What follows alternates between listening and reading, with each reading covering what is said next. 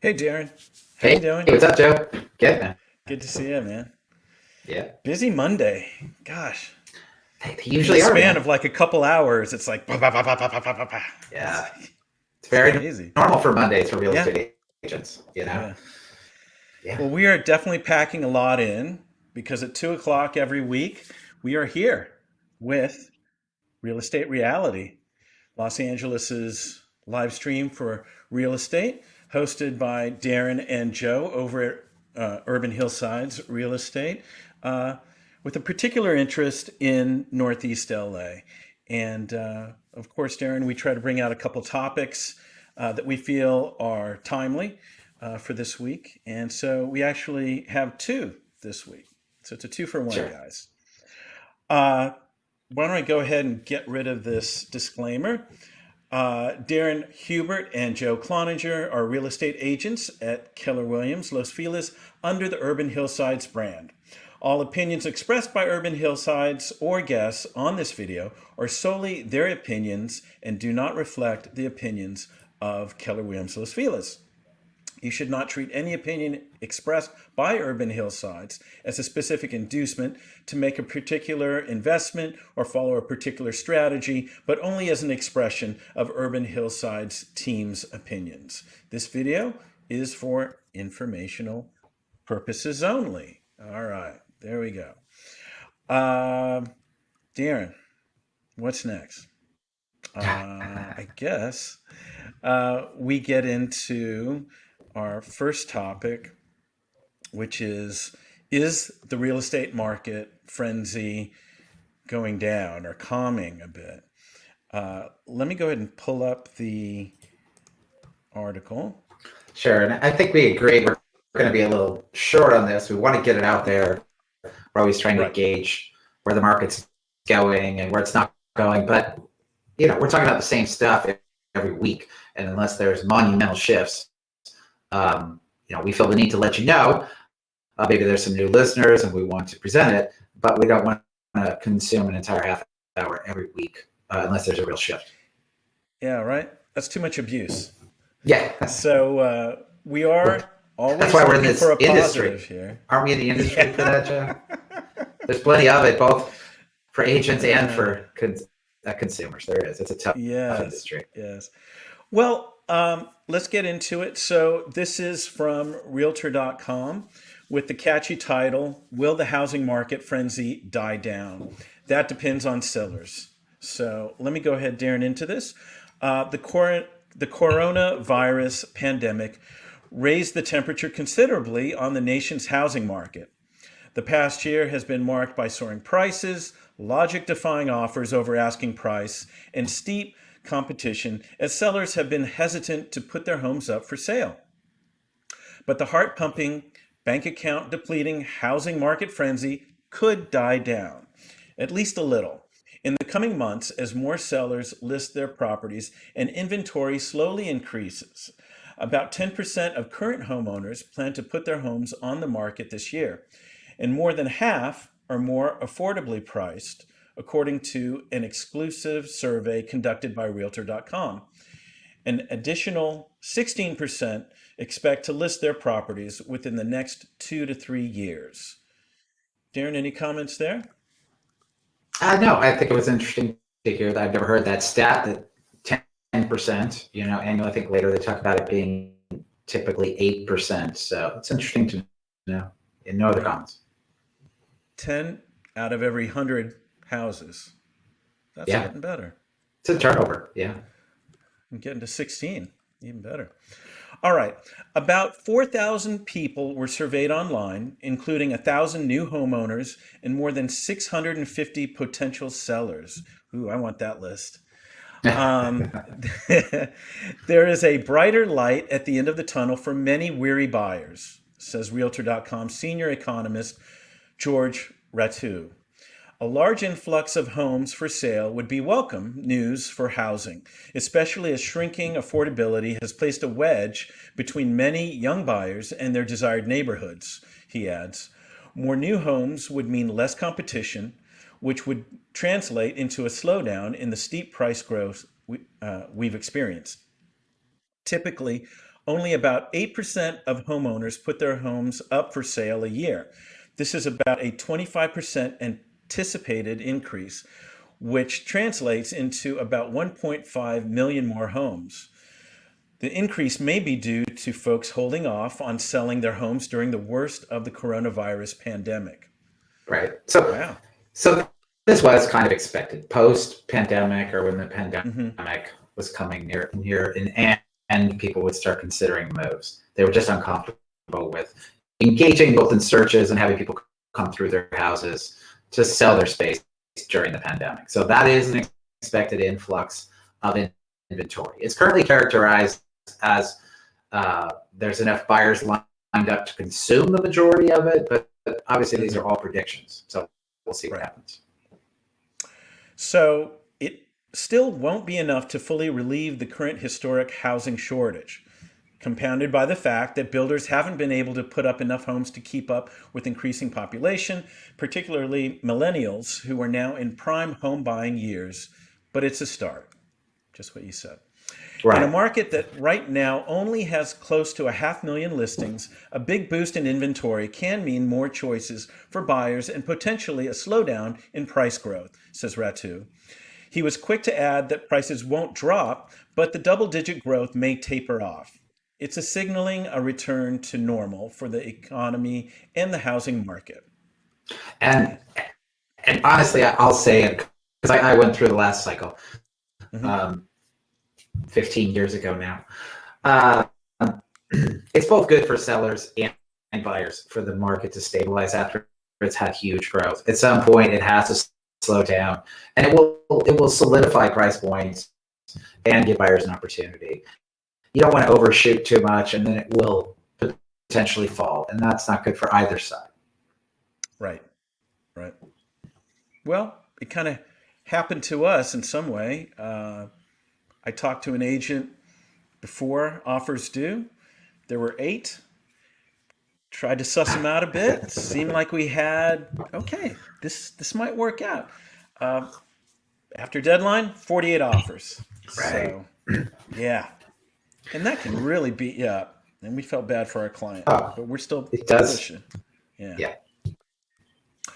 All right. Nationally, the median list price was $370,000 in March, up 16% annually, according to Realtor.com.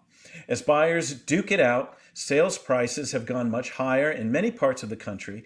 Historically low mortgage rates have helped to offset these prices, as average rates fell to 2.97% for 30-year fixed rate loans last week. But prices are still climbing much faster than incomes. Anything there? That was a big topic 15 years ago. It's just consistently affordability, and now, unfortunately, it's just assumed affordability is not there for many. So yeah, this is why people are starting to consider secondary markets in many ways, but that's a whole other topic. Right. That's why having more affordably priced homes hit the market is key. Roughly 58% of sellers who plan to list this year have homes valued below $350,000, according to the survey. Where is this?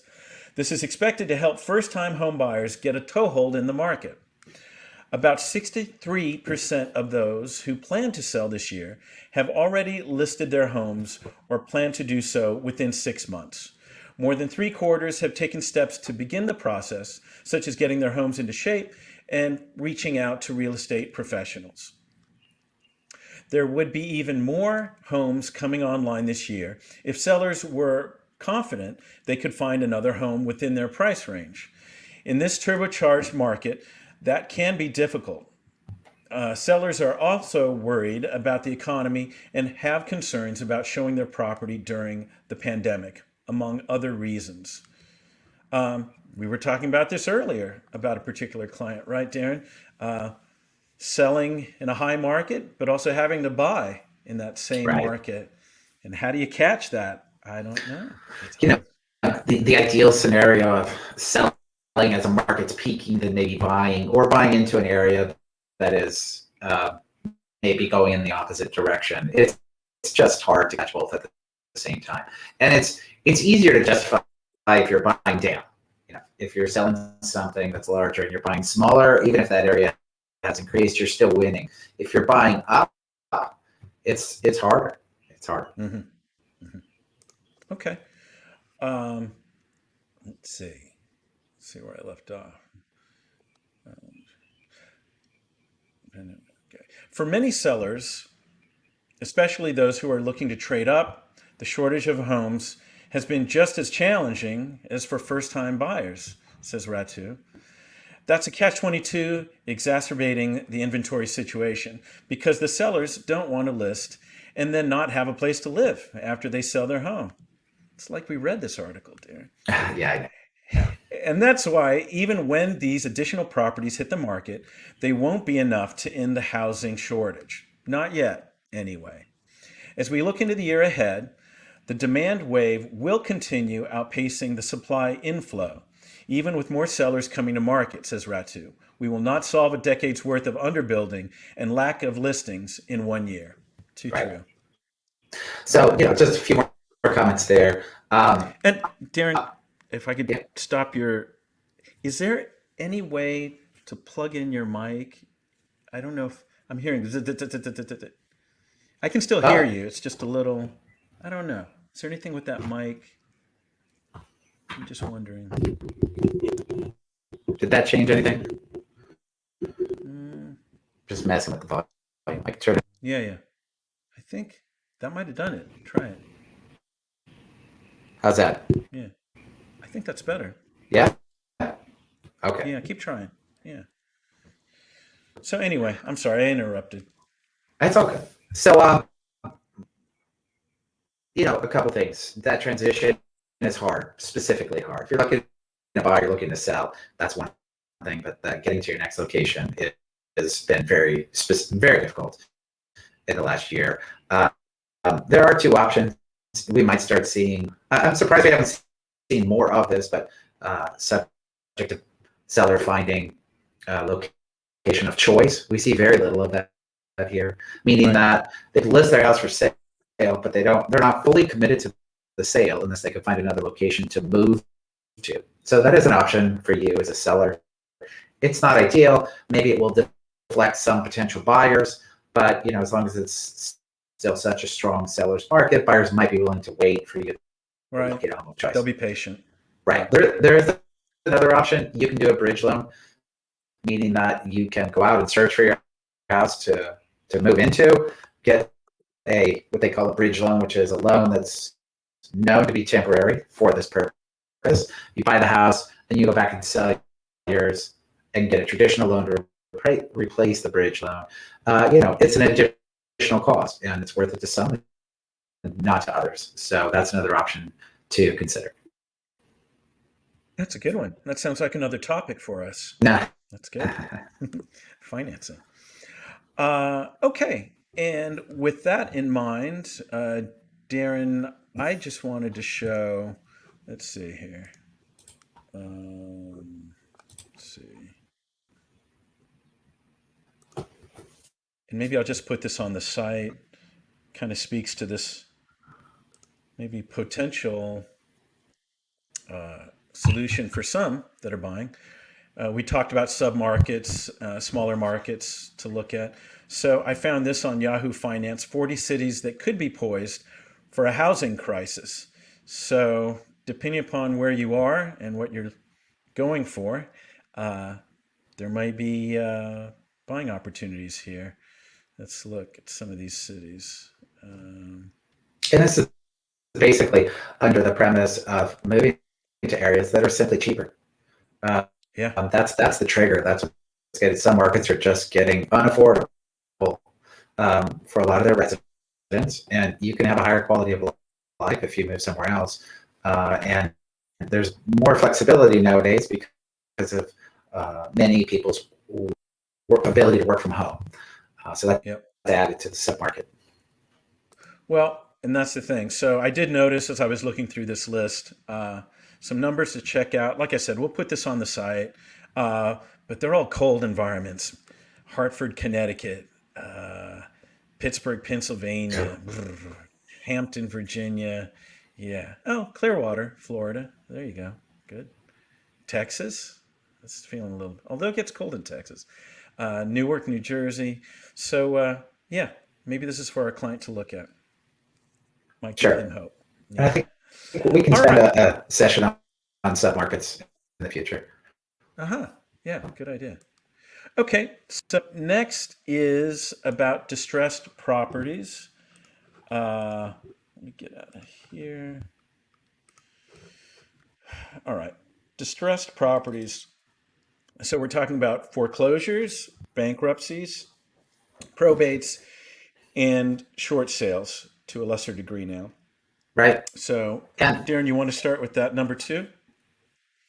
sure. So our reason for doing this is, there's always some level of distressed properties out there. Like every other part of real estate, there are predictions on what may come in the future. There are people that believe foreclosures are coming post pandemic, and there are those that don't. There's always probate. There's always bankruptcy, uh, and then short sales is kind of specific to a heavily declining market. So we just want to inform you. I think there's also a lot of misinformation out there about these tools. So that's the purpose of this. And everybody's out there seeking value in some way, often. Maybe not everybody, but many. I know we do. So are they valued and discounted? Start there. Sometimes. Often they're not, and if they are, they're valued and discounted to investor buyers that will take them without inspections, that will pay cash. Sometimes those are limitations tied to specific purchases, and those are the ones that are discounted because both foreclosures, bankruptcy, all of these categories of sales can sell at retail values and often do. So there's an assumption that you're getting a deal when you're pursuing these. So there are limitations getting in the door, and then often they're not deals. So number three, limitations on who can purchase. For an example, foreclosures, a true foreclosure is a cash purchase, period. So unless you have cash, and there are other issues tied to it as well, you're not in that market. You're not truly buying a foreclosure. Other options, often they end up being larger down payments. Probate requires a larger down payment. Bankruptcy doesn't require it, but often is seeking it. And many of these have no inspections and sometimes even no ability to see the property at all before you complete the purchase. Then you get to go with a locksmith and unlock the door and see what's inside. A lot of these are not for people First who are time. not very comfortable with the process of buying and selling. Yeah, exactly. And I think also too, you've got to have an agent that understands the process and can educate you to measure that risk and the chances you take. Reduces your risk dramatically because that agent then fills the role of the experienced purchaser who can communicate the situation. Definitely the case, Joe. And we've been on the courthouse steps bidding on properties in the past. At foreclosures, we've done bankruptcies, probates, and short sales, plenty of them. So, and a lot of agents simply don't have that experience or knowledge in these categories.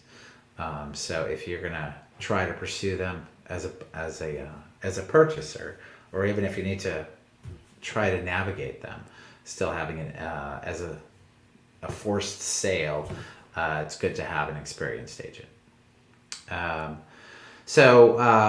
What is the reality of purchasing these properties in today's market? We kind of covered that a little bit. Some of the fundamentals, things to understand about each. So then we just break down each one a little bit. We start with short sales, which are, I've done plenty of them in the past. It's been a while. It's probably been 10 years since I've done a short sale. If they ever come up again with any regularity, I'm sure they will not have changed too much. But you typically will see a short sale, first of all, the definition, is gets the name from shorting the bank. The thing that you always laugh at if you're in this industry is that it's anything but short on time. It's very long to complete them. So shorting the bank, but not short to complete the sale. It's one of the more complicated sales going on in the background. And as long as you know what you're getting into, again, that's fine. But you do need to know, in this case specifically, of all of them, it's the most likely not to be completed. Meaning that the bank is getting shorted, so they go out and get an offer, get an acceptance between seller and buyer. But then the whole package goes to the bank, and the bank has to approve it. Back in, at post crash, there were banks that got it down to a couple weeks. Not a lot of them, but it was more like 3 months to, and at times a year to get a response from the bank. Wow. Yeah, they were painful. Some of them were quite painful. And one of the things is, it's not only, the bank looks at two basic things when you're dealing with a short sale. The number one is they're identifying if the seller has a true hardship, because they don't accept a short sale just because they're saying, well, this is the best option for us to sell this property. A short sale always has to have a story behind it, or something that happened to the person that's kind of out of their control, and it can be presented in a way that just has to be consistent with some of the supporting documentation. And then number two, they're not going to sell way below market value either. They go out and do an appraisal. And sometimes sometimes the property can look a little distressed intentionally, and that helps get a reduced sale price. But they're not dummies. It's going to be, again, within a certain range. There aren't many here now. I would say the next wave comes when there's a decline in the market. At some point there'll be a decline, and that's when you'll see them again. So, Got it. all right, foreclosures. The biggest myth around foreclosures is that people think something in what's called the pre-foreclosure process is for sale, and those are the opportunities to purchase something. They're not. They're the opportunities to approach people. A property is considered officially in pre-foreclosure when an owner misses 3 payments. Then the bank can file what they call an NOD, a notice of default. And when that notice of default is filed, that's public record. And there are people, specifically investors and aggressive agents, that just sit there and monitor this activity. That's all they do. If you file if NOD gets filed on you, I'm guessing, will receive somewhere between 50 to 100 pieces of mail within a week, at least. Not to mention people knocking on your door trying to convince you to sell the property because they know it's distressed. But officially, nothing happens. The property is not for sale. And unless there's a voluntary move forward to sell, then nothing happens. Some sites, and I think it's a little less now, but even some of the bigger sites used to post on their sites pre-foreclosure properties as if it looked like it was for sale. And it's so misleading, so deceptive.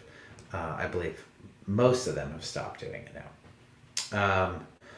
The next issue in that process is the NOT, Notice of Trustee Sale. That's officially when they're scheduling to sell the property.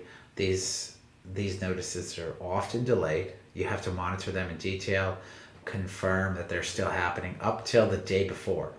At any point in time during this process, an owner can catch up or renegotiate something with the lien holder, with the bank, and then it goes away, So that's always a possibility.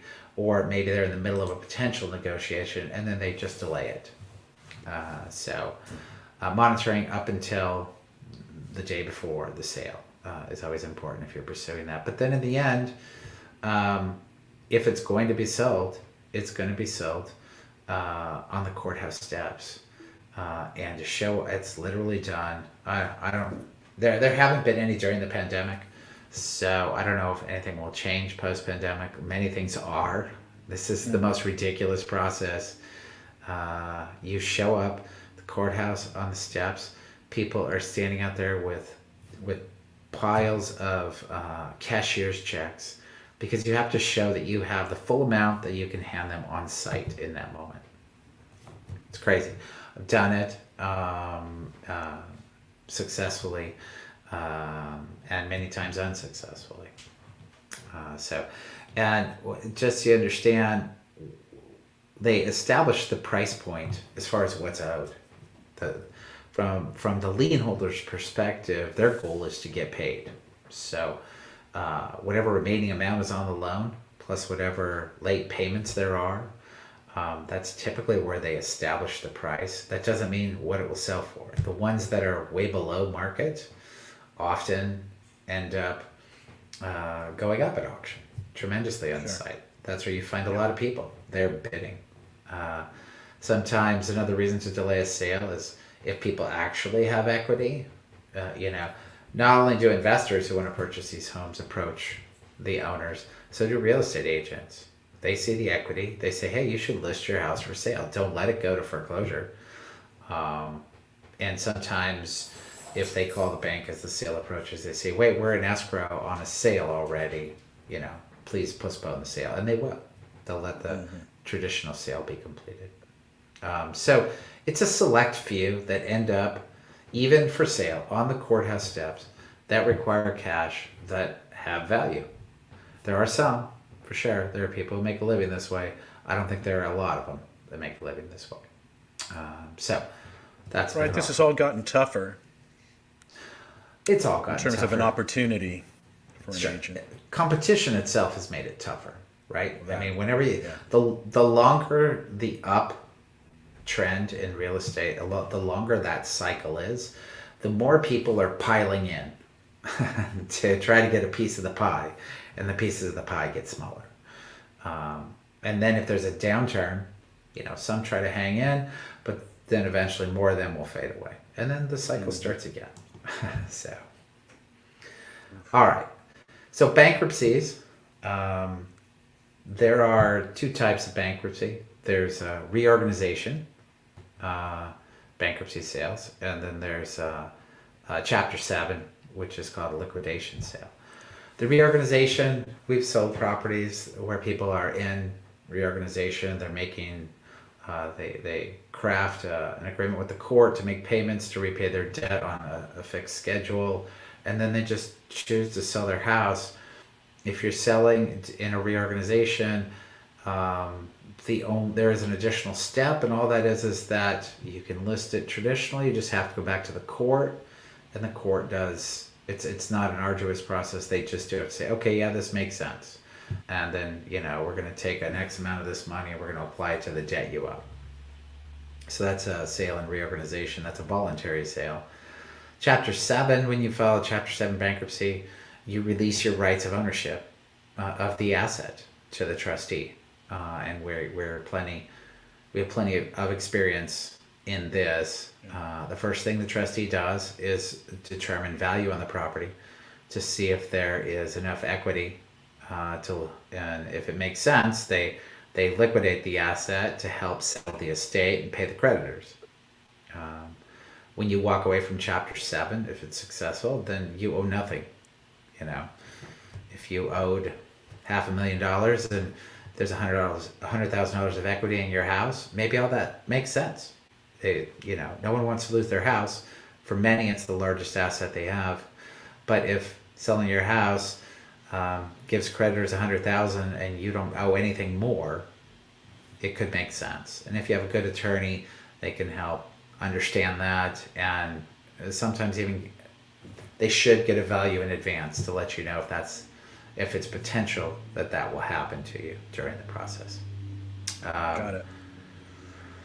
Chapter 7 debtors, sometimes we've been through the process where we've provided a value and the trustee decides they're going to sell the house, and then they're surprised because they didn't get good advice, or they tried to force the value down so that it wouldn't be sold, and then they try to convert. They try to go back to a reorganization. It's up to the court. Typically, the response is that if you're doing this simply because your house is going to be sold, that you shouldn't be able to pull out of it for that simple reason. But it could happen.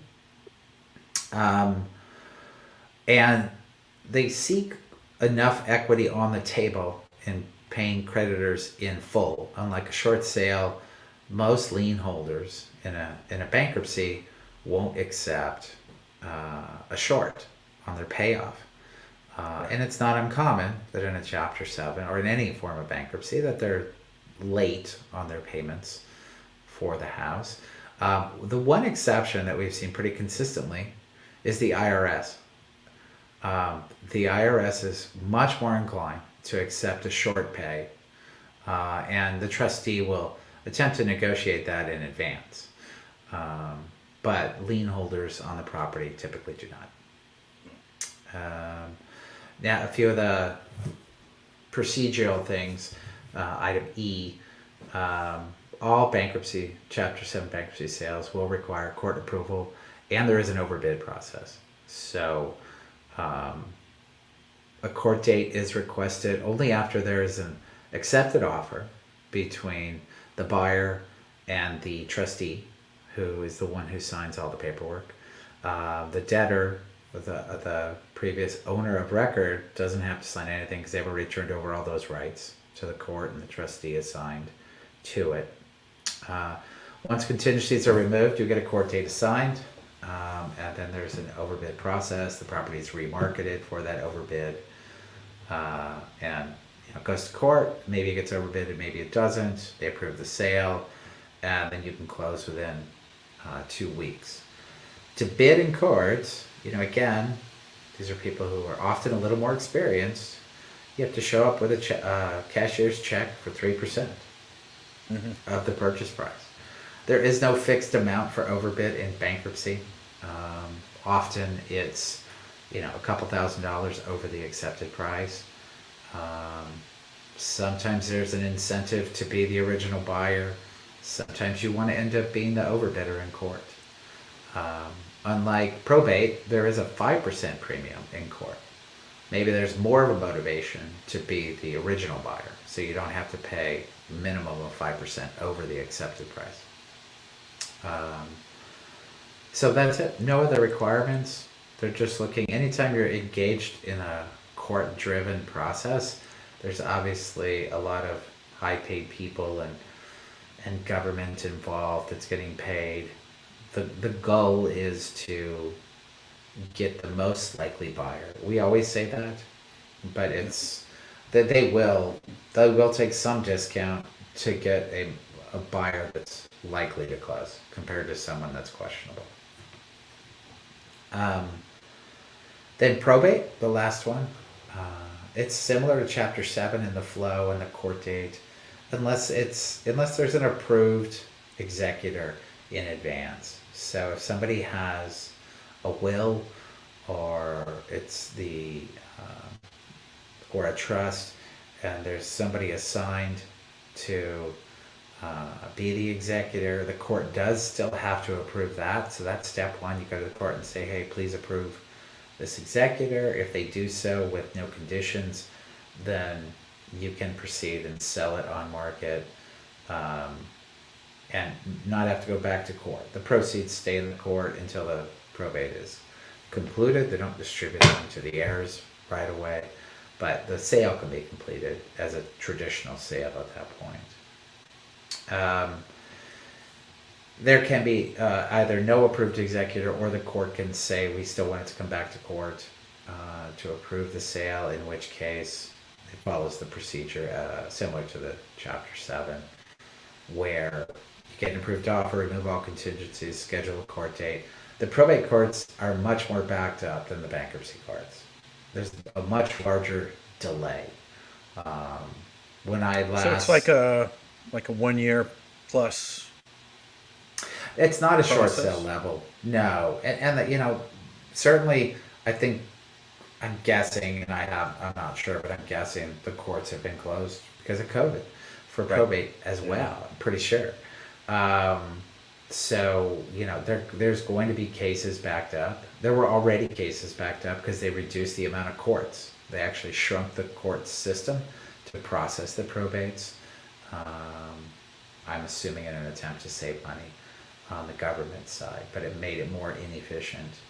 So what I was hearing pre-COVID was, 6 months maybe to get a court date.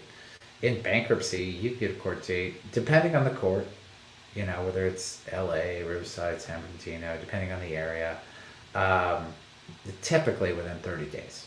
So it's much faster than a probate sale.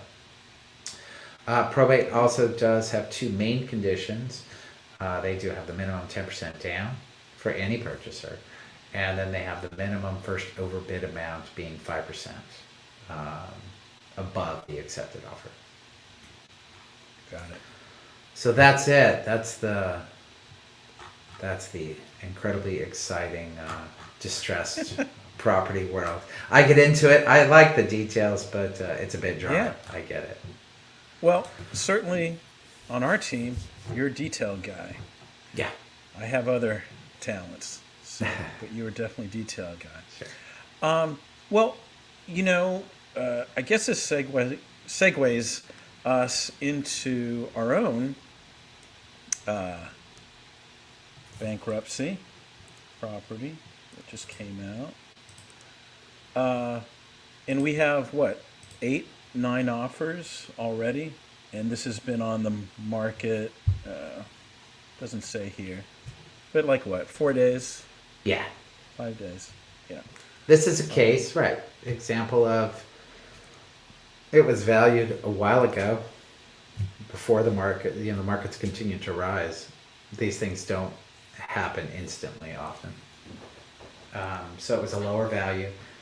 And ironically, it was rented, and then the tenant was working on cleaning the house up. So it looked so much better when we went in to sell it. Right, he filled the pool. He got it fixed up. Yeah. He did. Got rid of, there's still a lot of stuff there, but it really does look much better. So we've gotten many offers. We're way over already. So the question of value, the market has consumed the value. I think where you get, if I was to simply state, if there's one case where you get the most value in real estate, it's from bad agents. Right? It's really the case. So we are, don't want to toot our own horns, but we're good agents working in a distressed market. We're going to get the maximum return for our client. So if you're a bad agent, you're going to take terrible photos. You're not going to care. You're going to take the first cash offer that comes in that says you can double end it. You're just going to do the minimal amount of work. This is a cheap property, and we've done interior video, we've done floor plans, we presented it well. We're taking the time to explain to the buyer's agents the process so that they understand it, so that we navigate to the end. Yeah. So not our typical presentation, but we're doing certainly the not best we possibly can. Not the quality of the interior. Yeah. There was no property prep here, that for sure. I told them, I made sure, that bike in the hallway needs to be moved 3 inches to the right. Yes. Well, they were very nice people and very Yes. gracious about it, so thank you. Yeah, it's all relative, right? Yeah. That part of it is important in this situation. Yeah. So, if you have plans on going east, going to Banning, you can have a house, at least at the list price, starting at $230,000, and then, as Darren said, we'll see where the overbidding goes. But it's not impossible. There are properties, we talk about submarkets, moving to Austin or moving to, Idaho, or there are submarkets of L.A. that are 300,000. Yeah. You don't even have to go that far. Right. All right. So that is our plug for our own bankruptcy property. Uh, let's see, where are we going next? Well, I guess we're off to sold properties, Darren. Sure. Let's see here. All right, let's go. Sold. So these are sold properties in the last 7 days. I guess the most immediate thing that you and I noticed earlier today, Darren, was pretty significant drop off this week. Now it went up a little bit, and in the last time we saw it, but we were in the 40s range, both in new listings and sold listings, maybe slightly less than 40. And when we looked at it, it was 25 last week. So hasn't gotten better, Right. at least as of last week. Again, we've said this many times. So a 1 week evaluation of numbers is not nearly enough to identify a trend or a pattern. But yeah, I think there's been 3 weeks now where we've had more new listings than solds, and this week is probably the largest gap, where it's I think it was 45 to 26.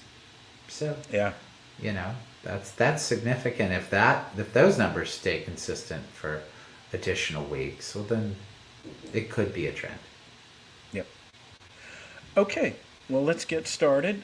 We always start in our home neighborhoods, Echo Park and Silver Lake. Let's start with the first one there. This is 1835 Griffith Park, and this was on for a while, if I remember. 141 days. Wow. Right, started at $9.99. Oh. Well, they did one smart thing after selling it.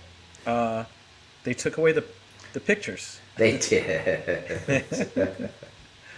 Right, and you can request that if you like as a buyer. Right, so you can't see it. But all you have to do is look from the outside, and gosh, I hate to say it, but that color alone says they didn't do property prep. We had seen this as a new listing when it came on, so we know very little property prep was done. This is a neighborhood that should command that $1 million price point. Yep. And they knew that. It started original list price $999,000, and then it went down to $899,000 over these 141 days, and then we ended up where? There we go, 884. Right. Thousand. Yeah. So we talk about where is there value? There's value when there's a bad agent. Now, sometimes, I mean, look at our distressed sale that we just showed. Sometimes it's a bad client, but it's got to start with the agent advising properly on how to get the most. If the client doesn't want to do it, what do? Still take the listing and tell them what the price should be. Of course. That's our position. You have to adapt. Yep. Absolutely. Absolutely. But, in looking at these pictures, my memory says the tenants didn't even tidy up, clothes lying around, every personal effects. There's some small things that can make an impact, even when you do have to deal with tenants. And it For sure. Yeah. Okay, next. Okay.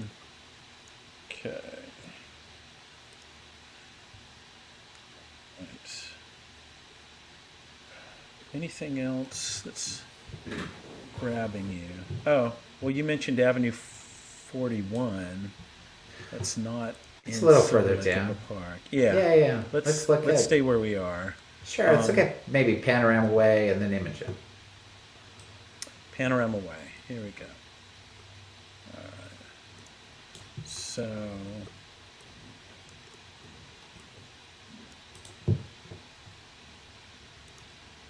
Okay. Once again, they took down the pictures.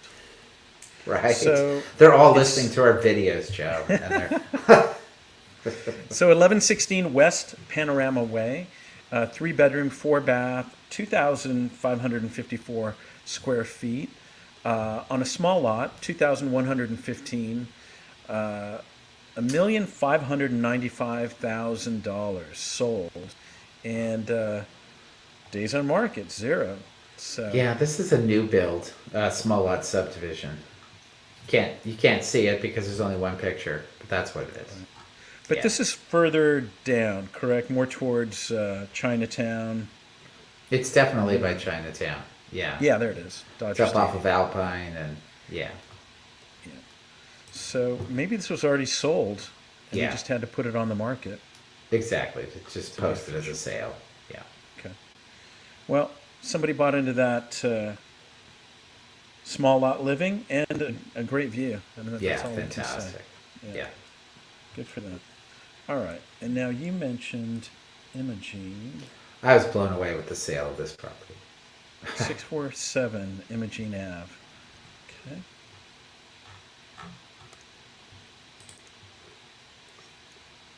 Ah, So, another one. They took away the pictures. gosh, smarter and smarter. So, 1,225,000. It's a 3 bedroom, 2 bath, 1,654 square feet, 647 Imogene Avenue, or Imogen. Lot size, good sized, 7,486.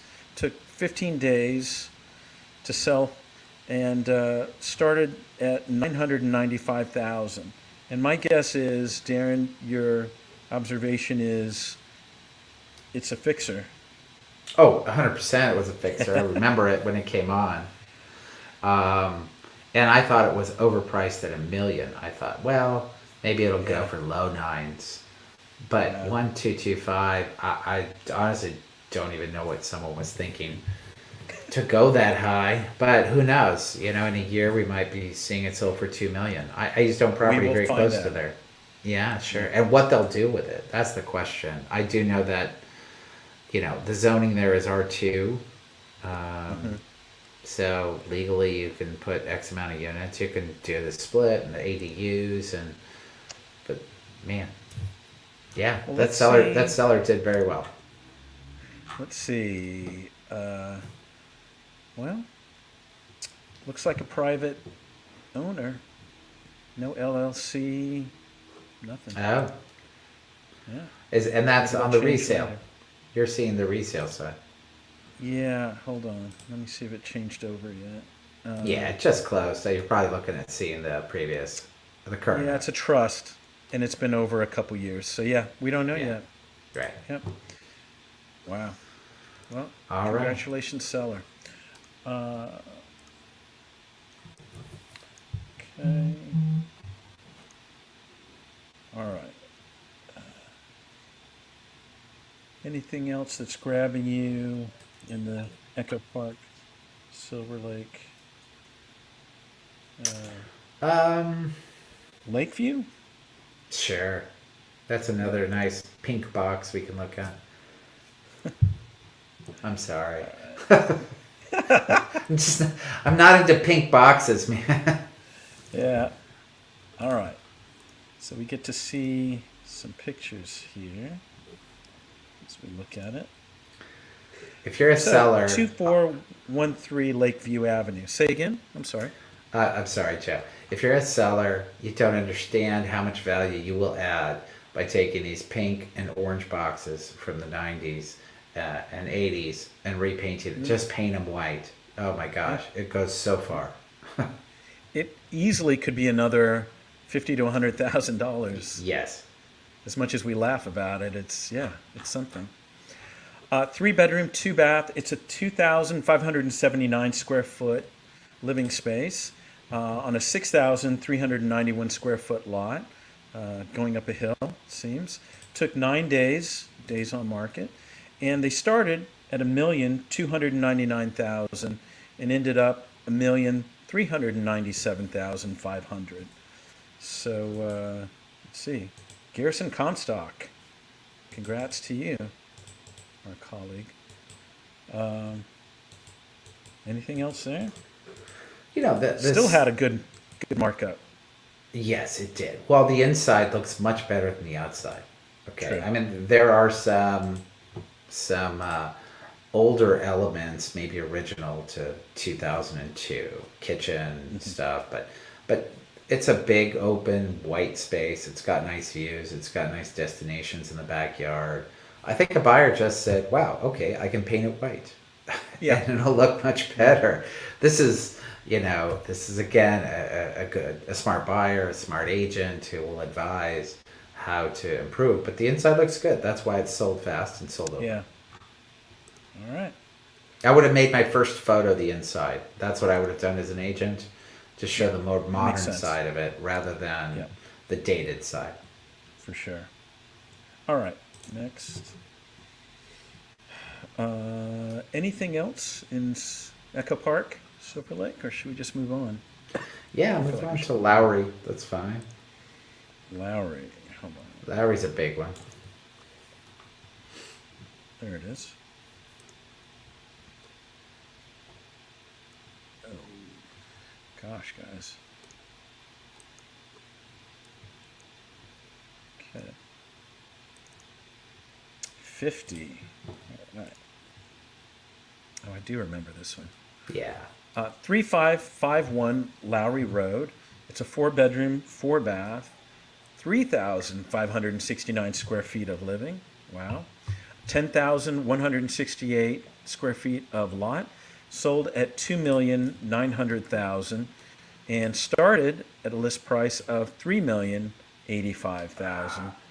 Days on market 63. Wow. Well, this did not go up.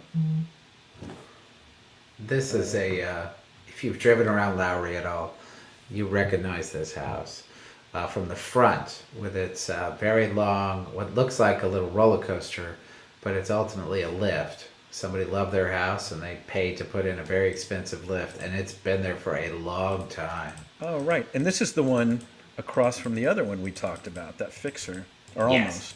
Got it. Yes.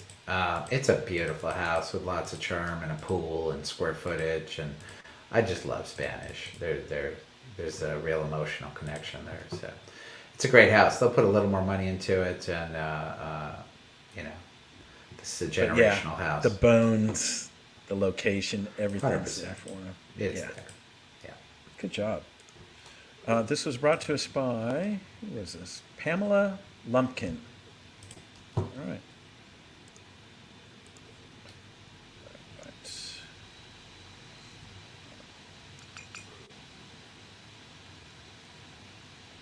Okay. Anything more in Los Feliz? Sure. Pick another one. Let's go for oh no. Sumner? Yeah, that's not Los Feliz. That's Glass Hill. So yeah, Oh, go sorry. for Sumner. Yeah. Yeah. All right. Yeah, that's not a Los Feliz price. I should know that. No. Yeah. Oh, somebody got a deal here. All right. A win. 5243 Sumner Avenue. Oh, I remember this one. 5-bedroom, 4-bath, 2,522 square feet of living space on 6,573 square foot of lot. 915,000. Yes. Ah, so jealous. Days on market 14. It started at $875,000. And this was brought to us by Grant Linscott, our comrade, and Alejandra Zavalza. So, Right. gosh, man. It's just a lot of square footage. I mean, there are a lot of small houses. It's got some charm. Still, it definitely has some charm, but it needs some work. It's a good opportunity for a buyer to make this great space. Easy to do a junior ADU these days when you have that much square footage. So yeah. Do Good you for them. think, just as a guess, there's enough margin there for an investor, a flipper, or? It's a lot of work. I can see from the photos that it's going to Yeah. take a lot of work, but I do think there's enough margin. If there isn't a lot of wall movements, it looks like there is. It looks like it's kind of chopped up a lot. Uh-huh. I see 2 kitchens. It looks to me like I don't know, you have access to the public records on your end. Is it officially a single family? Or is it a It duplex? says single family. Okay, so it looks like then it's an unpermitted duplex. Gosh, maybe three. I see another little micro kitchen. Gosh, Yeah, how many kitchens am I looking at? I saw three so far. That's why this is what it is. That's why the price is. So somebody's really got to do some work, and maybe they had to absorb some tenants. I don't know that answer either. Well, here, let's see. 3-bed, 2-bath main house expanded to include an attached, yet separate, 2-bedroom, 1-bath plus studio with its own separate entry, providing endless possibilities. All right. Well, you do what you got to do. Sure. Does not say anything about tenants, but yeah, good price. Cool. All right.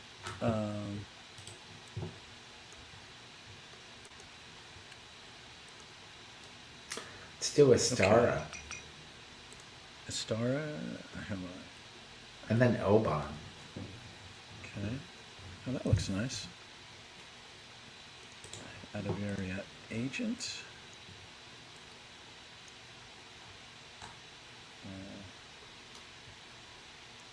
All right. So 2793 Astara Avenue. 3-bedroom, 2-bath, 1,413 square feet. It sold for $1,020,000. It's on a lot 7,495 square feet, and the price started $1,025,000, and the days on market was 28. Brought to us by John Kralik and Alex Pirro. What do we say about this? I guess good price. Yeah, I mean it's a flip. The neighborhood. Let me see the exact location here. Yeah, it's in what we talk about frequently, a very interesting pocket of Glass Hill Park, right along Eagle Rock, Verdugo there. And I feel confident that that section of Eagle Rock's really just going to blow up with lots of commercial activity. So that walkability will come to that location reasonably fast, and it seems to be pretty well remodeled from what we could see. So that was my observation. They're from Orange County or maybe Inland Empire 714 area code, and yeah, it doesn't look too bad. Right. Often to provide some context to that, often out-of-area agents will do an out-of-area type remodel, meaning Orange County or Valley type finishes. This looks like a little better than that. Yeah, good job. All right, next. Okay. What was the other one you called out Oban. there? Oban. 1145 Oban. I love the whiskey. It's good. Let's see.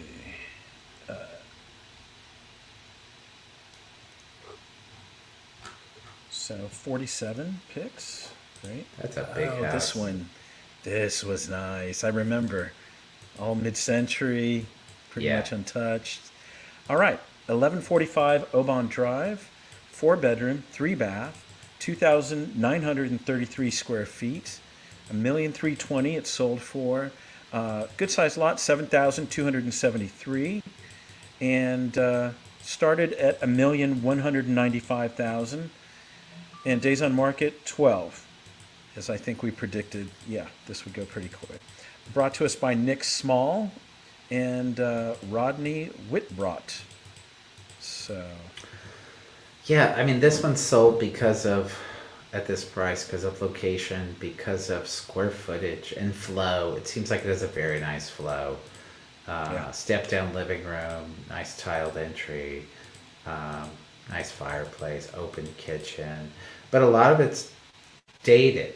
It's original, yeah. Yeah, we did a remodel on. We've done remodels on houses that some of that you can preserve, and then some of it you're going to update, and the mix of the two is very nice. Yeah. Well. And you see some of these built-ins. God, I hope they don't tear out all of it. Sure. That's happened also.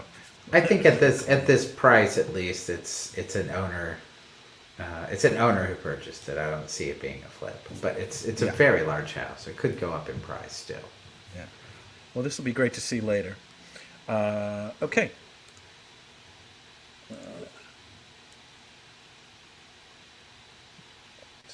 Online. Let's do AB 41. App 41. Oh, yeah. Let's see.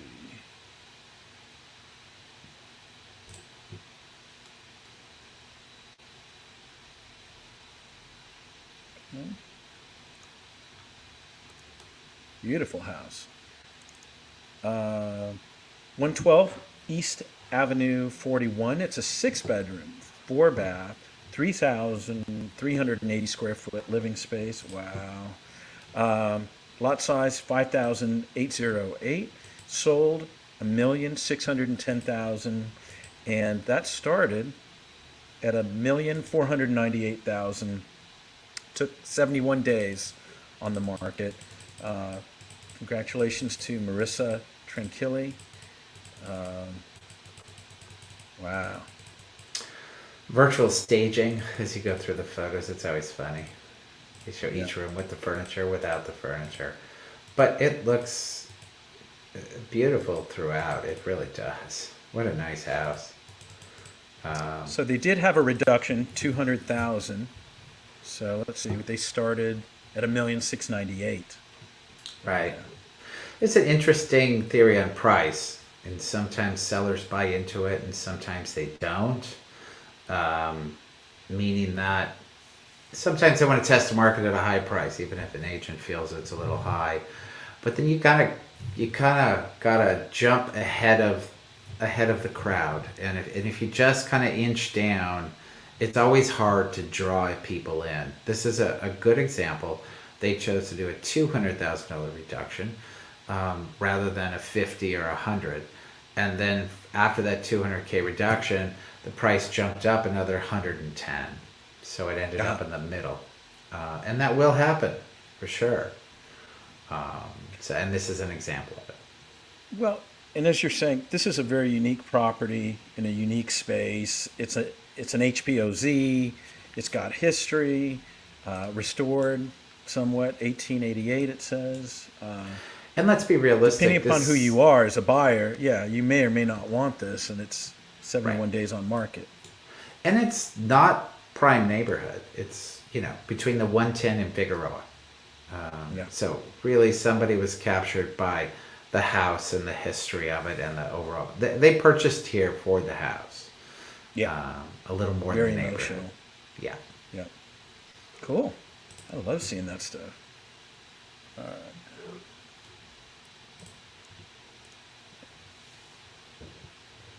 Okay. Let's see. Where are we? Let's do So, Granada. Maybe Granada then Phillips.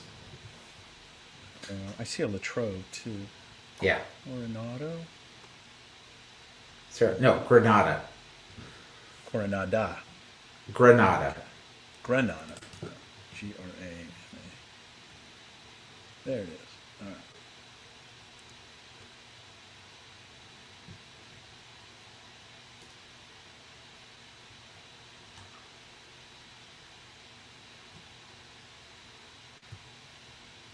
Cool staging. 5133 Granada Street. 2 bedroom, 1 bath, 752 square feet. Sold for 922,000. Let's see, 7,000 square foot lot. Took 12 days on the market. Started at 699,000. Well, that was humble. Went up 220K over list price for a 700 square foot house. Is there anything Uh, more space wise? Outdoor space, yeah. Outdoors emotional. Yeah, a little shed. Gosh, the workable sheds are amazing these days. Courtney Poulos. Yeah. Oh, there it is. Acme Real Estate. Yeah, right. That could The outdoor space really is put great. up the And, walls. kudos to them I haven't fully seen this yet, but if you look at that primary photo, you look at that living room. Everybody's talking about embracing the '80s, man. They went full on with the Yeah, furniture. This that is a chair up in the front. 1980s staging job, man. Yeah. I wonder if we'll see more of that. Oh yeah. You know how it is. And it all comes back. Wow. What an increase. All right. Okay, what was the next one you saw? Phillips Way, 1913 Phillips Way. Okay. Phillips. All right. Some of these hit these price points where they go on market and buyers get excited. And I just feel terrible for them. We talk about this every week. It's there's like the almost the entry level or some success these days is like that 8 to 950 range, man. Something comes on the market at 900 and sells for $1,150,000. Yeah. It's just spirit crushing to a lot of these buyers, but good for the seller. It's certainly they're super happy. So good for them, but yeah. Well, 1913 Phillips Way. It's Highland Park. It's 2 bedroom, 1 bath, 953 square feet, 1,147,375, 5,890 square foot lot. 42 days on the market. Started at 899,000, as you said. Brought to us by Deirdre Solomon. Yeah, Well done again on the staging, the presentation. Yeah, for sure. Well staged, well presented, all clean. Small spaces, very small kitchens, small rooms, but that's where the staging works so well. You show that a room is livable, it's manageable, and this one had the bonus space. I'm reminded now as I scroll through the pictures, that huge basement. I'm sure too. Yeah, that helped kick the price up. And 1-car balcony. Yeah, it had a lot of bonus elements. Oh yeah. Yeah. Somebody will definitely work with that. Yeah. An add-on. Good for them. All right.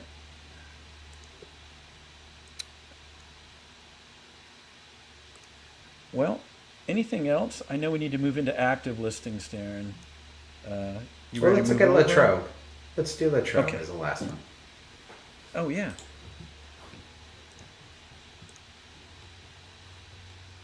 Okay.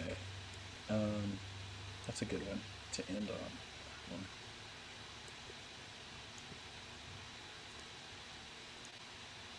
Okay. So, 3610 Latrobe Street, 3 bedroom, 2 bath, 1,268 square feet of living space, sold for $1,111,000, and lot size 4,923. Definitely about the view, living up on a hill. Days on market 13, started at 989,000, so not a crazy bump. Brought to us by Elizabeth Daly, and I looked at this on the map, Darren, and this is really hidden off. Even though the address is 3610 Latrobe, it's actually right on the other side. That little, I think it's a private street. Is that a private street? The entry? Oh, well, Latrobe reconnects down to Montecito. Right. But even at that dead end, it's not there. You have to enter from Montecito Drive. Oh, and yeah, where right. your 'Cause club you've used got to be that up gate. there. Yeah. Yeah. Oh, yeah. I know this location. I know what you're talking about. There's this cluster of homes that are sitting above the street. Yeah. And it is a private drive to get up to it. Yeah, understood. And that's, Yeah. gosh, that's surprising then at that price point, because it's a little removed, but yet you're close to some of the other houses. Right. That's a great price for that neighborhood. We Right. talk about Montecito a lot. It's great. We have a listing coming up in Montecito. Hopefully in a couple weeks. We're prepping it for sale. This is a really good price point. There are not a lot of homes that are sold over $1 million. Right. There's It's got the good value privacy. It's got a whole other living room in the form of that deck. And yeah, I could live there. Yeah, Okay. cool. All right. Off to actives. See what's going on. So these are new listings in the last 7 days. And let's see. I think it was 40. What did we say? 50 now. 40. Oh, okay. It's gone up. Well, that's nice. That's good. All right. So we'll start in our neighborhood. Yeah, some of these overlap. Like we've seen Coronado. I saw that. Yeah. You Loxley's want a to check great out Court street. Street? Just for. Sure. Let's look at Loxley too. I like Loxley a lot. Okay. Let's do Loxley. It's one of the best streets to trick or treat on post COVID here. All the neighbors on that street. It's a Really? commitment to prepare your house for Halloween. It is. Yeah, it's a great street. Okay. So 2636 Loxley Place. It's 3 bedroom, 2 bath. 1,633 square feet of living space on a 4,551 square feet of lot.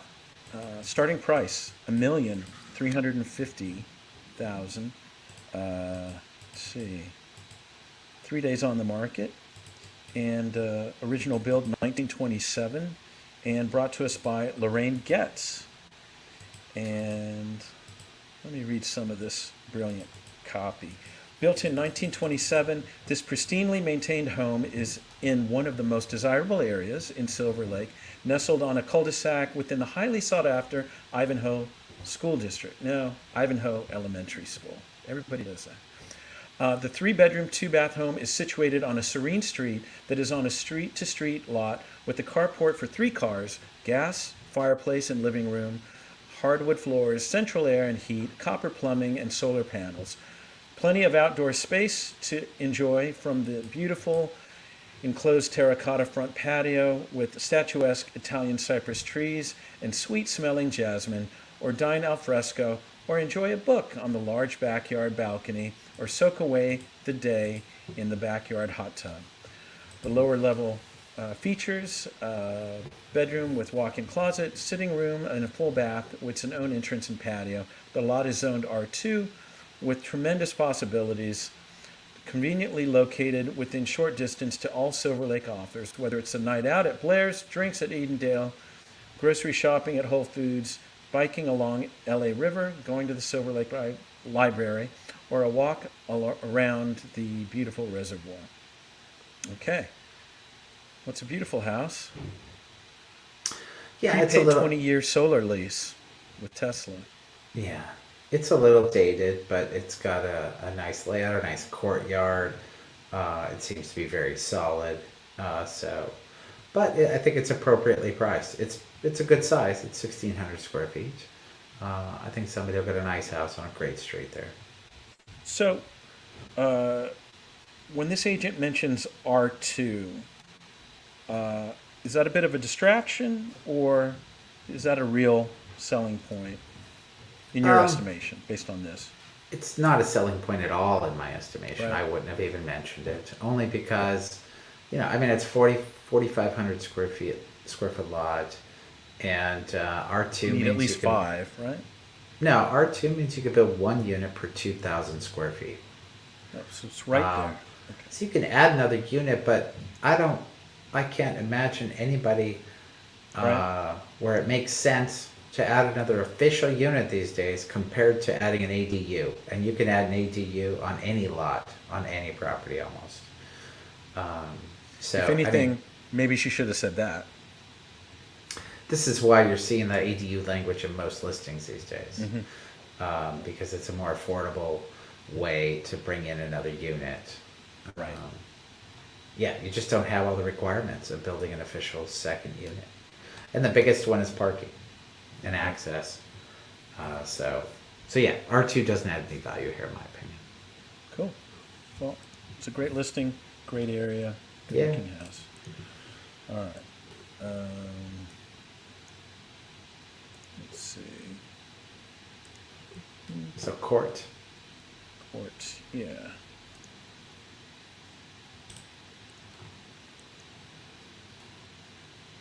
So we were speaking of R2 and development possibilities.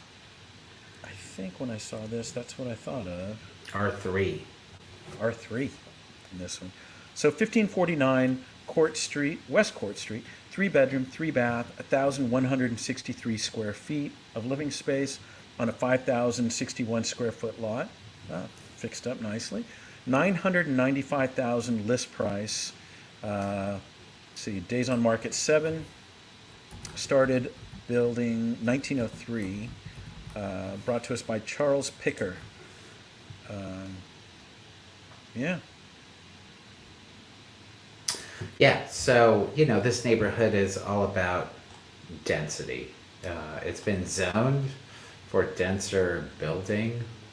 An R3 lot is 1 unit per 3,000. Gosh, how come I feel like that's not quite right? I'm actually verifying it. I haven't looked 5,061. up R3 in a long time. Yeah, Well, here, let me read the description because I think Sure. it gives us more clues. So, R3 zone property in caps, beautiful single-family residence minutes to downtown. Property was originally a duplex, and the owner combined both units to a single-family residence. The property was renovated and consists of a master bedroom there you go. with shower and 2 additional bedrooms and a full bath, spacious living room with high ceilings, open concept kitchen, granite countertops, breakfast and dining area that opens to the outside patio. Adjacent to the kitchen is a step down that leads to the original second unit. The owner was trying to convert the adjacent second unit to another master bedroom and has decided to not continue with the project. There is a finished full bath. However, the rest of the room is unfinished and still shows the existing kitchen. Rear yard has open patio and storage rooms, central air heat, recessed lighting throughout, and much more. The property has so much potential, must see.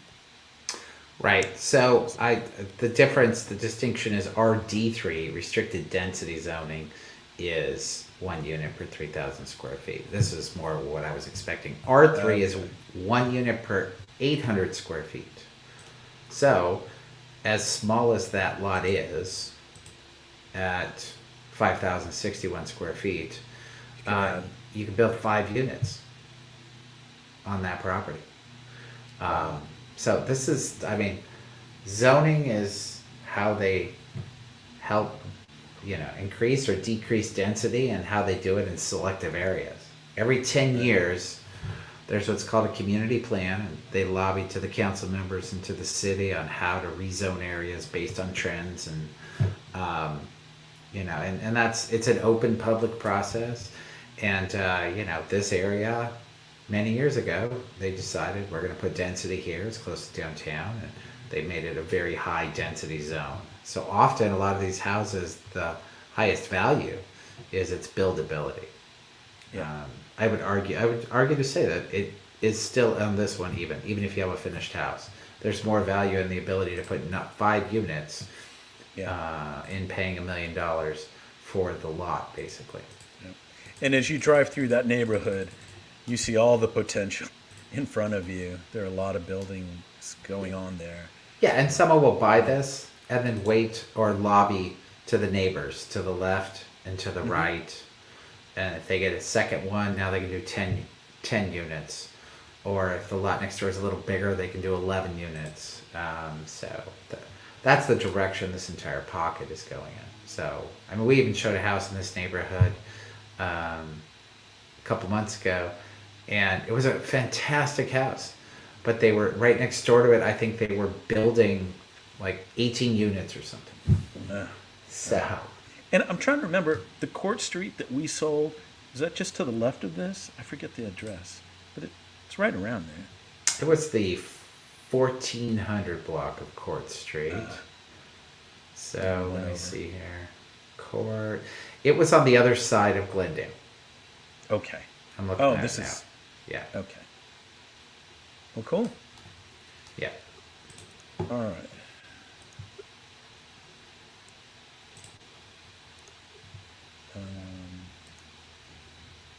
Champlain Terrace. Let's do that. Right.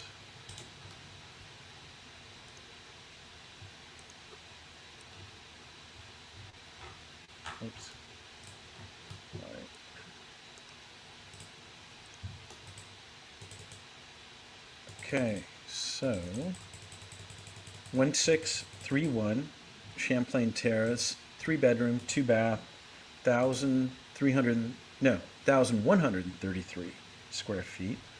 Uh, Lot size 2,994, 1,250,000. Wow. Days I on feel market like 3, 1,250,000. Original build 1906. Brought to us by our colleague Andrew Molesky. oh, got it. Well, I Yeah. was about to say, and maybe it did. I Yeah. remember seeing this property. It felt like maybe a year and a half ago with Andrew Molesky. Oh, Um, it either didn't sell or he's reselling it for the person who purchased it. One of the two. well, we Um, see 2 meters there. yeah, he's calling Is it a that single family. I think downstairs is a legal ADU. Yeah, lower level okay? loft is ADU. Okay.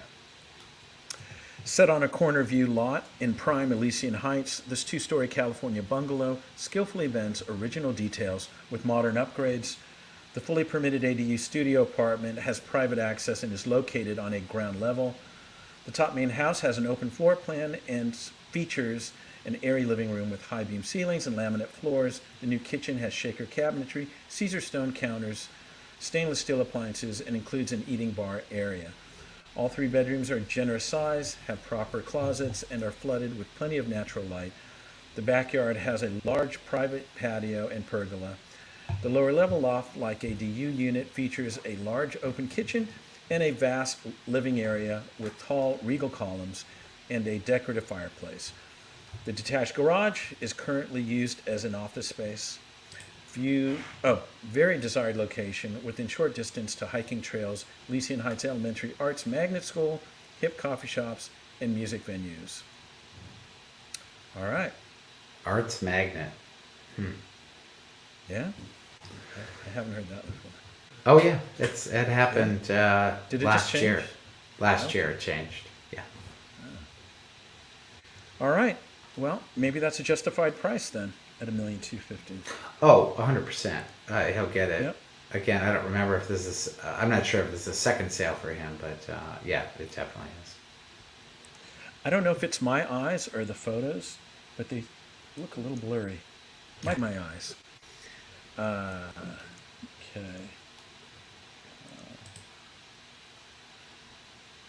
Okay. Silver Ridge? No, what is Okay. that? Yeah. Let's see. Where is that, Joe? I don't see it in my list. It might be new. Maybe it just came on. I think I There it looked is. at it this morning, anyways. 2339 Silver Ridge Avenue. It's a 4 bedroom, 3 bath, 2,780 square feet on a 7,500 square foot lot, starting at 1,995,000. Days on market 0, just came in. Yeah. Original build 1938, brought to us by Brent Watson and Marco Saleri. And let's see. Towering above Silver Ridge, home to many iconic residences, sits this spectacular modern architectural by Saul Harris Brown. For himself in 1938, Gregory Ain was commissioned to open the living room to the exterior and design the gardens with his distinct style. Recently, Aisher Gunwardena collaborated with owner remodeling the interiors, breathtaking city and mountain views, framed beautifully through the impressive curved and plate glass windows. Entry level with foyer leads to the step down living with wood burning fireplace, large art walls and walls of glass to the exterior. Dining room to the right takes you to the long, clean, and well appointed galley kitchen with gorgeous views and expansive pantry room to the right. Takes you to the long, clean, and well appointed storage wall with cutting edge appliances, a bedroom or den at the rear with direct access outside.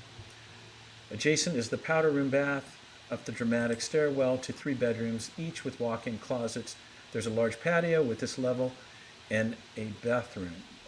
Lower level featuring office, den, bed, with multiple closets and bath. This could also be an attached guest unit if desired. Rear garden is expansive with plenty of room for an in-ground pool. Vestor Architecture has completed the plans. The adjacent lot, 2343 Silver Ridge, may be purchased for $595,000, giving this property a combined 14,500 square feet. There's a funicular from the street to the living room and two-car garage with additional off-street parking. Well, that's a lot of stuff. Yeah, it's really nice. It's charming. It's very vertical from the appearance on the front. It's got nice spaces. There's definitely an architectural details throughout in the flow, and the floor plan is well thought out, it looks like. So yeah, nice listing. Yeah. And the owner obviously has taken a lot of care with this. And wow, you see that tumbleweed? Is that part of the, did you see? What is that? Oh wow, we got to start putting tumbleweeds in our homes. Wow. But I think there's also, my point is, the quality of the architect from the history all the way up to now, there's a value to that. And it's well thought out, not just by the owner, but yeah, by these architects. It's well thought out. It just feels well thought out. It really does. Yeah. Yeah. I mean, we could go to the space, maybe it's different, but certainly in the photos and the presentation, it gives that sense. Okay. What else do you see there? There's a lot this week. There's a bunch in Glass Hill Park. Let's go there. Yeah, there's a lot, period. There is a lot. Okay. Want to go to Hill Drive, our favorite? Yeah, I always like Hill Drive. Go for it. Okay.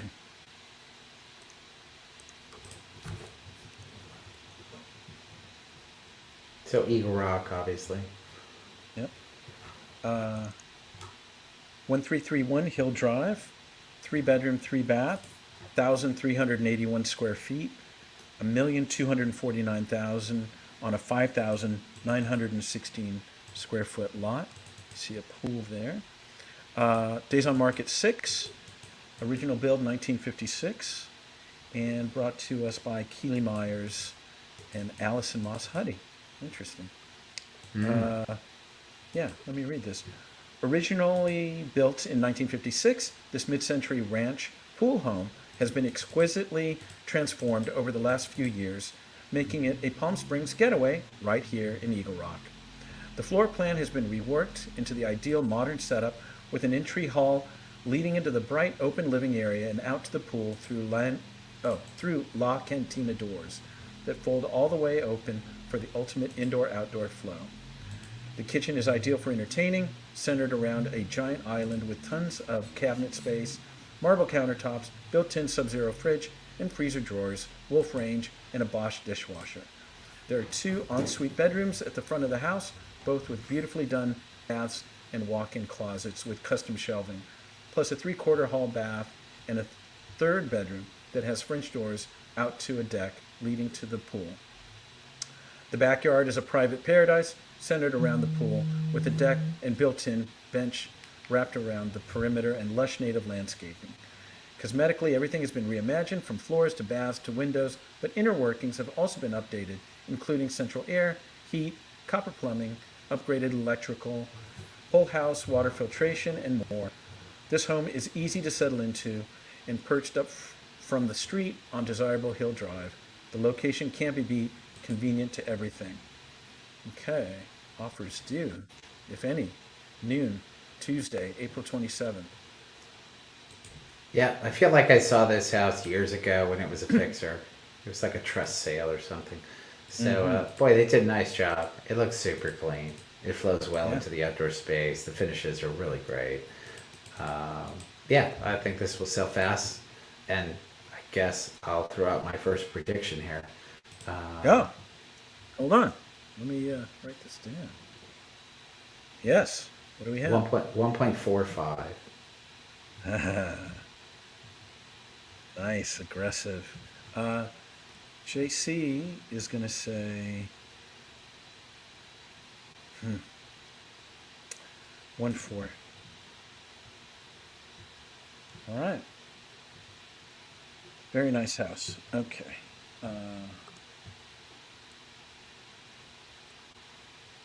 Gosh, this could really go up. I'm regretting my prediction already. The pool adds a lot, man. There are a lot of people moving to this side of town that want a pool now, and there just aren't a lot of pool houses. I think when you hit a certain price point, the expectations rise. You just want different amenities. Maybe it's not expectations. You just expect different amenities. I like Okay. AB 33, 2236 AB 33. Let's look at that. Okay. Oh, yeah. This is on the other side, right? This is not. Yeah. Wow. Okay. Let me hit this. Hit that. There it goes. 2236 West Avenue 33. It's a 4-bedroom, 2-bath for $1,499,000 on an 18,819 square foot lot. It's been on the market for 4 days now, and original build 1921. Not much original now. Looks great. Yeah. Tracy Doe and Ryan Judd with the listing. Let me read this. Situated on a sprawling street-to-street lot of nearly half an acre, this exquisite Glassell Park home with bonus guest unit is an urban homesteader dream. The stylish compound enjoys tranquil surroundings and gorgeous design, including thoughtfully curated lighting elements, spa-like baths, and an open kitchen finished with custom matte black cabinetry, a Bosch wall oven, and Gano induction cooktop. 4 bedrooms offer flexibility for family, friends, and work from home. The detached bonus unit with rustic modern vibes is ready for your creative studio, guest suite, gym, or myriad of other uses. Relax, dine, and play in the expansive terraced yard that feels like a private orchard studded with fruit trees, garden beds, an outdoor shower, and a deck crafted in Borneo mahogany. R2 zoning presents opportunity for future development in this tucked away location that is remarkably close to dining and amenities at Lemon Poppy Kitchen, Habitat Coffee, Wife and the Somme, Sprouts Market, and more. I remember this. Do you remember this? It was a mess Vaguely, a I couple do. years ago. Yeah. Yeah. Beautiful. Yeah. They did a very nice job. Yeah. Let's see. And love Habitat, love Lemon Poppy, man. Just Yeah. great. Yeah. Great spaces. No offer due deadline. Oh, no. Offers are due no later than Thursday, 4/29 by 10 a.m. Yeah. There you go. All right. I mean, this was a project, but it was a great lot. All right. Okay. There's a lot in that pocket. Castador, Kinney. You want to try? Let's see, Cazador. Sure. Yeah.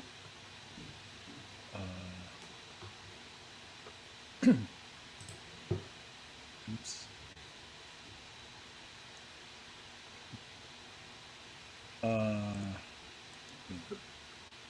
3770 Cazador Street, 3-bedroom, 2-bath, 1,460 square feet. It's $1,079,000. 4946 square feet. Days on market 4.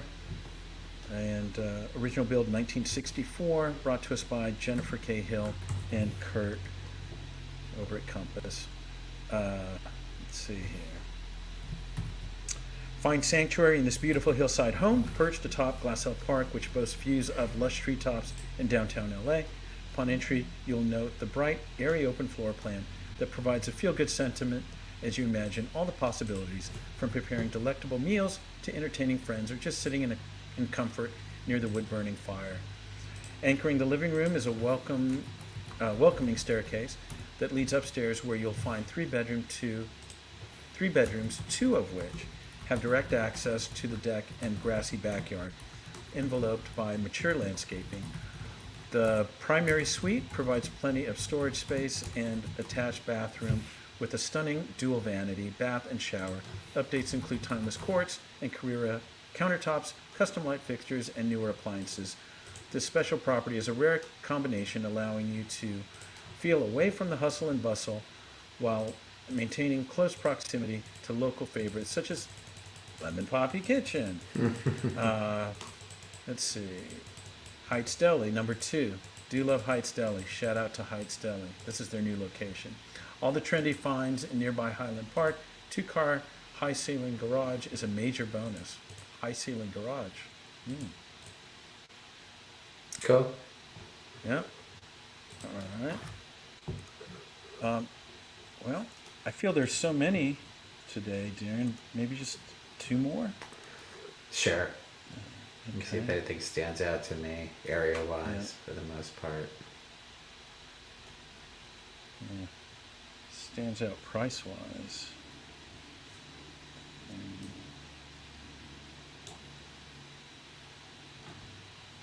Well, there's something for $679, Cresthaven Drive. But you weren't looking for the highest price, Joe? You were looking for the lowest price? Yeah. Hope. It says 615 in Cypress Park. That looks like a fixer, though. You want to look at that? Maybe those are our last 2. Sure. Oh, small lot, 2,520. Oh, yeah, that's small. No, we'll move on from that. Yeah, right? Nobody wants that. I mean, somebody will want Sure. it. Well, let's try Cresthaven.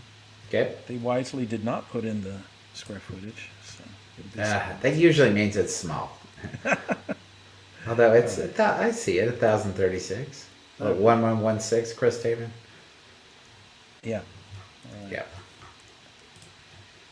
1116 Cresthaven Drive, 2-bedroom, 1 bath, 1,036 square feet, for $679,000. No lot size. Been on the market 3 days. Original build was 1949. Brought to us by Carol Ortega and Dorothy Korostoff. Oh, sorry. There we go. Rustic. Nestled at the top of a knoll, located in Garvanza Hills and bordering Pasadena, you will find this charming 2-bedroom, 1 bath with beautiful views and great potential. The open floor plan features a living room with fireplace, dining area, and windows that allow for an abundance of natural light. The updated kitchen features a garden window and breakfast nook. Recently painted interior and brand new flooring throughout finish the home. The flat, usable backyard and the lovely front brick patio areas await your imagination and personal design. This quiet and peaceful setting is just minutes from shops and restaurants. All offers due May 4th, Tuesday at noon. Oh, it's a long time. You know, good location, looks clean. Could use some selective improvements, and maybe a little more in the outdoors. But this will go fast, and it will sell. It'll sell well over. This is one of those Shall we? buyer heartbreaker property list prices. Yes. Sure. 679 will go to 870. 870. Well, I guess in some ways this points up also the issue that we get into nowadays of appraisal. Yeah, and how far can it go up? I guess that depends on the buyer and their pockets. But yeah. It shows, the appraisal issue highlights another difficult dynamic where having more cash is helpful. You can subvert an issue with an appraisal when you have more cash. You can adjust your loan. You can go from, 20 to 10%. You can, so if an appraisal comes in short, you don't have to have more cash out of pocket. You can adjust your loan structure, which is what I think a lot of people are doing these days. So, but if you're tight on down payment, you're stuck. You just have to come up with the difference if there's no appraisal contingency. Okay, I'm going to say because this is up in the hills and there's a little bit of a view and it's flat, I'm going to say I'm going to say 900. Let's see what that is. Okay. Okay, anything else, Darren? No, I think that's great. Yeah. All right, guys. So the good news is, while we had less sold, we do have more inventory. I'd say by at least 10 or so more this week. So that's good to see. Darren, I'm off to a walkthrough with a happy client. Sure. So that'll be some good stuff. And then we'll just see you guys next week. If you have any questions in the meantime or want to catch up to some of these fine topics every week that we're covering, please go to urbanhillsides.com, or you can, of course, like us at Facebook, or go ahead and follow us on YouTube as well. All right? Guys, have a great week. We'll talk to you later. All right? Take care. See ya.